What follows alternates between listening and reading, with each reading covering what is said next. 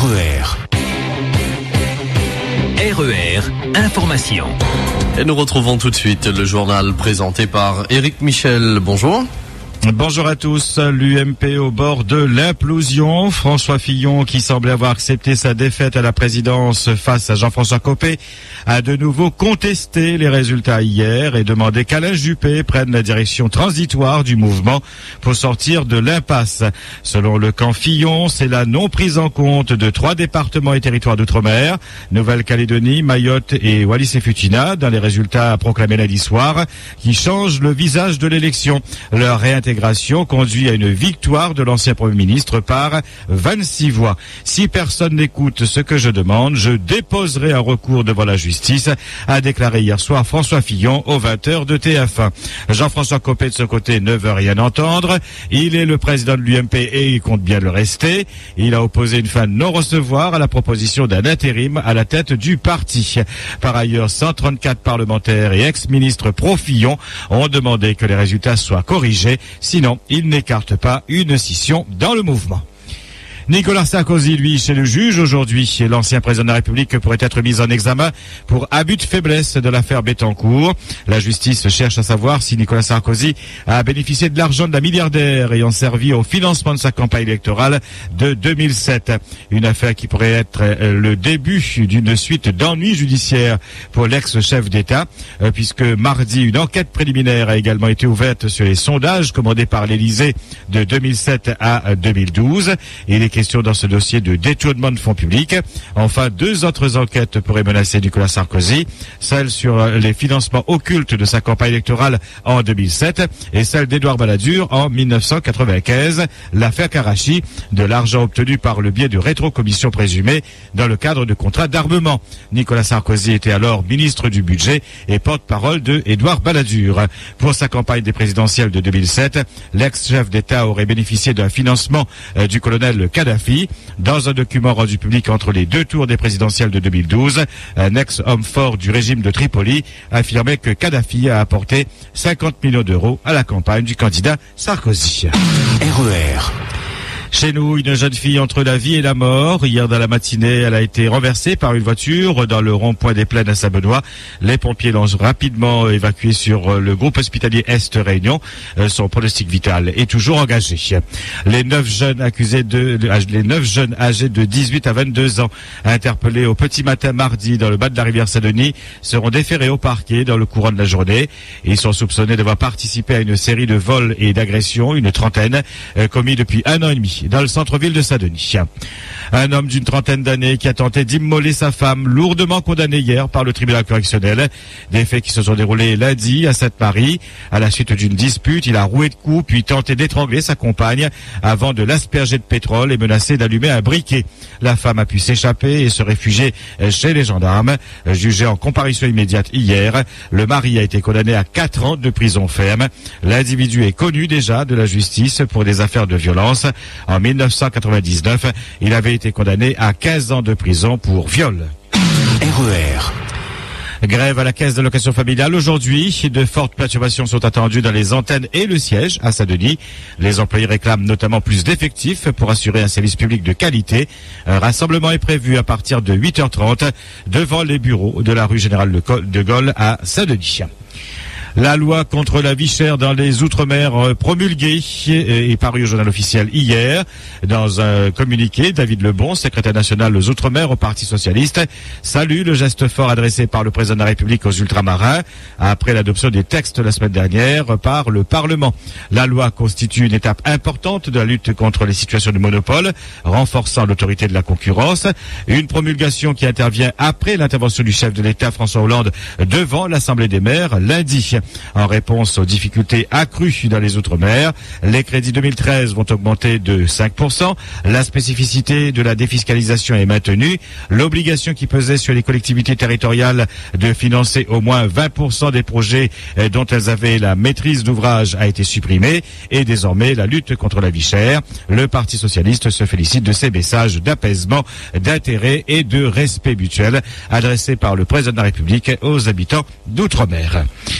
Point d'étape hier sur la ferme aquacole de Saint-Paul, placée sous la procédure de sauvegarde le 12 septembre dernier devant l'état de santé de la société qui se dégradait. Le tribunal de commerce a décidé de prolonger cette période de sauvegarde jusqu'au 13 février 2013, à la grande satisfaction de Patrick Waro, le président de la ferme aquacole. Écoutez, nous, ça nous satisfait pleinement, et moi le premier, dans la mesure où c'est une entreprise qui doit continuer. Donc il y a un changement d'actionnaire qui devra être fait normalement. Donc c'est ce qu'on a souhaité depuis 1 an, et donc aujourd'hui on arrive au terme de notre décision d'avril 2011, donc de trouver des actionnaires sérieux, solides, et qui veulent reprendre l'entreprise. Et comme il se trouve c'est les salariés de l'entreprise, ça me satisfait doublement. La filière, l'avenir, l'aquaculture dans son ensemble au niveau mondial, c'est quelque chose qui se développe pas mal actuellement, et ça aurait été dommage qu'une entreprise comme celle-là disparaisse et qu'on n'ait plus à La Réunion qu'on perde le seul élevage de l'aquaculture marine. Au 13 février, le tribunal devra soit valider le projet de reprise, soit prononcer la liquidation judiciaire. Signature hier d'une convention de partenariat entre l'Association pour adultes et jeunes handicapés et le CHU Félix Guyon. Elle vise à améliorer l'accueil des personnes en situation de handicap à l'hôpital. David Gruson, le directeur du CHU Félix Guyon. Évidemment, on accueille cette démarche favorablement. C'est un outil qui a vocation à s'ouvrir sur l'ensemble des acteurs associatifs qui le souhaiteront dans la prise en charge des personnes en situation de handicap. Et puis aussi, ça fait écho à des actions qui existent déjà, pilotes dans certains services du CHU, que ce soit dans la prise en charge dentaire, sur les sites nord, sur le site sud du CHU. Donc nous, on souhaite développer un plan d'action pour faciliter l'accès des personnes en situation de handicap à l'hôpital, et c'est pour ça aussi qu'avec le service social, on vient d'identifier un référent sur l'accès des personnes handicapées pour faciliter l'entrée, le séjour, la sortie de ces personnes au CHU. C'est un changement de regard qu'il faut porter sur l'hôpital en partant de la situation des personnes qui peuvent être en situation de vulnérabilité. Des actions vont être mises en place pour améliorer l'accueil des personnes handicapées dans les hôpitaux. Les précisions avec Stéphanie Franchette, cadre de santé à la maison Pierre Lagourgue, un foyer d'accueil pour adultes en situation de handicap. La première action se mettra en place à partir du mois de janvier 2013 avec le service de médecine physique et de réadaptation, de manière à ce que les consultations médicales se déroulent au sein du foyer d'accueil médicalisé auprès d'une dizaine de résidents par jour. Une deuxième action est mise en place avec le service des urgences de Belle-Pierre, puisque les délais, les temps d'attente sont souvent très long pour les personnes présentant des handicaps, notamment psychiques ou des handicaps mentaux, avec beaucoup de difficultés à gérer cette attente. C'est de réenvisager autrement ces délais d'attente et surtout de renforcer la transmission des éléments d'information médicaux qui vont permettre aux équipes sur place de pouvoir prendre en charge donc les résidents de manière beaucoup plus finalement rapide et pertinente. Une formation des équipes paramédicales viendra compléter ces actions. RER. Victorin Lurel remettrait sèchement Didier Robert à sa place. Dans un courrier envoyé au président de région et que publie le site Info 974, le ministre de l'Outre-mer ne mâche pas ses mots et jugeait plutôt. En premier lieu, Victorin Lurel regrette que la région ait boycotté la conférence économique et sociale de la semaine dernière. Première flèche décochée, le développement économique constitue pourtant le domaine d'intervention principal de la collectivité. Le ministre de l'Outre-mer observe que l'ensemble des collectivités locales a joué le jeu. Il n'est hélas qu'à la Réunion que cette démarche a fait l'objet de boycott.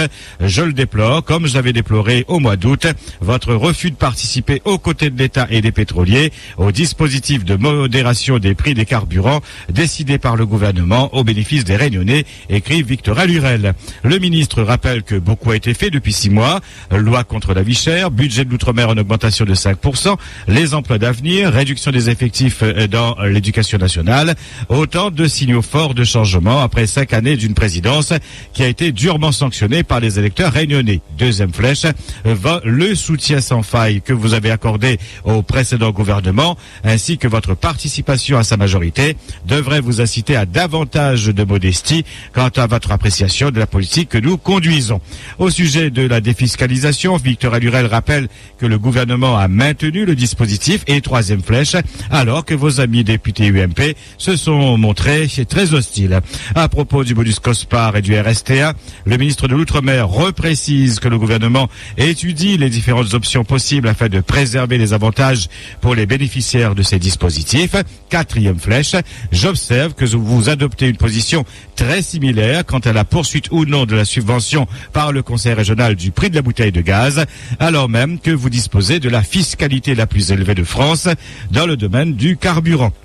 Victorin Lurel regrette que Didier Robert soit le seul président de collectivité à n'avoir pas sollicité d'entretien avec le ministère de l'Outre-mer. Et 5e flèche, les Outre-mer en général et la Réunion en particulier méritent bien mieux que du sectarisme ou des polémiques dont les outrances vont jusqu'à convoquer des termes relevant du registre médical. Et le ministre de conclure avec une 6e flèche, et je le cite encore, pour votre parfaite information et afin de dissiper tout malentendu, je ne manquerai pas, Monsieur le Président, de vous faire savoir toutes les fois où, dans la Caraïbe ou dans le Pacifique, j'offrirai du rhum réunionnais aux hôtes de France afin de leur permettre de découvrir les saveurs des territoires qui leur sont éloignés. Fin de citation. Rarement, très rarement, sinon encore jamais vu, un échange de courrier à ce niveau de responsabilité, ministre de l'Outre-mer et président de région, n'a été aussi ferme et ironique. RER. Votre question d'actualité aujourd'hui, croyez-vous à la fin du monde le 21 décembre 2012? Est-ce une date qui vous fait peur? Vous intéressez-vous aux prédictions? Lisez-vous ou écoutez-vous votre horoscope à la radio? S'il nous reste réellement 29 jours à vivre, qu'aimeriez-vous faire au plus vite? Vos réponses sur le www.rer.re. Vos réactions et témoignages en direct à 9h, 11h et 17h. Les travaux d'enrobés sur les chaussées Comté-Montagne sur la route du littoral sont terminés.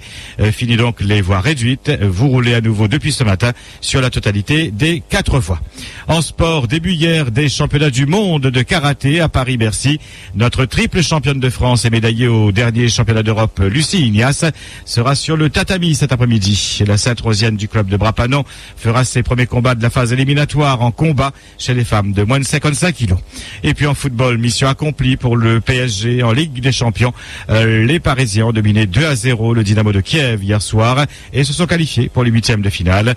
Ils joueront la première place du groupe A le 4 décembre prochain face au FC Porto au Parc des Princes. Dans l'autre rencontre, en groupe B, Montpellier a été battu 2-0 par Arsenal. RER. 8h13 sur RER, c'est le point final à cette édition et à ce 5-8. Merci de votre fidélité. Passez une bonne journée. RER, la radio qui vous transporte sur toute l'île.